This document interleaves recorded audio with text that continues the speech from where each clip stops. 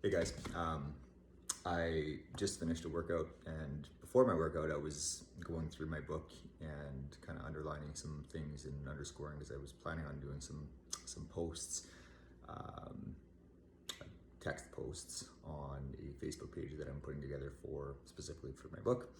And anyways, I came across a subchapter that I was thinking, I just couldn't stop thinking about it through my workout, and I thought while I'm doing it, I would read it out to you. And the reason being is it's in regard to conflict. And conflict is something that we all have to deal with. And to be honest, most of us are terrible at it. And I'm not sure why it's not a part of our schooling or training or anything like that, because conflict can be incredibly productive if we know how to deal with it. And so anyways, the context of this subchapter is actually from a relationship standpoint. It could be for a marriage, could be for a business relationship or anything, but I think it's really relevant to what's happening with specifically our pandemic. And I think that a lot of good things are going to come from this. As sad as it is to say, it's like, pain always sparks something really healthy in the end. And for as much trouble as it's caused virtually every one of us, one of the things that I think it's really exposed is that we don't really know how to handle disagreements. You see it especially on social media posts with differing opinions about vaccines and you name it, differing opinions about politics. And quite frankly, I have my opinions as well, but I think it's really frustrating to watch how we're handling it. And for good reason. I think there's a reason to be frustrated. I just think that maybe there's a different way to handle it. So anyways, I'm gonna read this subchapter. The chapter itself is called Accepting Responsibility, and the subchapter is Fluid Thinking. And you're gonna have to forgive me because I'm not a professional narrator, although I did narrate my book, and we're gonna see how many edits we need. So here we go. Fluid thinking. Often there are elements outside of us that need to change in order for us to achieve our goals. But before we let ourselves off the hook, if we're committed to a worthy outcome, we must be careful not to accept that notion too quickly. If we're part of the process, and we always are, rigid thinking can lead to extreme frustration. When we're attached to one way of getting to where we want to go, we're more likely to end our mission in defeat. A hammer knows only one strategy for getting through a surface. Aesthetically, it is strong and intimidating. It's a great tool whose approach often works, as long as the obstacle is a nail or a weaker surface.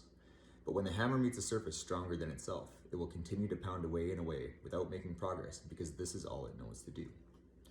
In this case, we're better served to think of ourselves as fluid. Water is not quite as intimidating as a hammer, but as we've all experienced, it is one of the most powerful elements on this planet.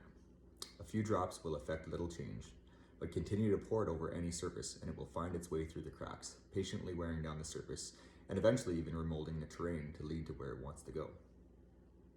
This is how our rivers and streams were built. Melted snow from the mountaintops eventually turned to streams, then waterfalls, then rivers, and in time made their way to the ocean, where its true power is demonstrated. Being fluid means that when we're trying to achieve something and our strategy isn't working, we can drop the hammer and be open to using a new tool. It requires us to relax our minds and recalibrate our thoughts. We start by reminding ourselves of what we're truly trying to accomplish, and then we set our focus on the solution rather than the problem. If we remain fixed on the original image of how the process was to look or how we project ourselves to others, we're likely to forget that we are the ones who must change in order to defeat the obstacle. If we change our thinking, we can change our strategy, unattached to how we presume the process should be. If the obstacle is a relational issue between us and another, and we're fixed on being right or on ensuring that the other side sees our point of view, we'll continue to struggle as if we're pounding one hammer against another. Spoiler alert, it never works, even when we think we've won. Our egos take over our ability to reason and deceive us into fighting the wrong battle. Conflict can be a healthy thing and can ultimately lead to the most favorable result. But its purpose is for both parties to open their minds to different points of view. If you're thinking of a personal situation right now and your first thought is, yes, exactly, he needs to see my point of view. I already see his and he just won't listen to my side. Then you are the problem, not the solution. You are the hammer, not the water. When we've reached this point, we We've stopped asking ourselves questions, and we've made up our minds about our direction. This is precisely what the other party is thinking too. It's a stalemate, and nobody wins. Stephen Covey offers a perfect solution in his book, The 7 Habits of Highly Effective People. He tells us the 5th habit is to seek first to understand, then to be understood.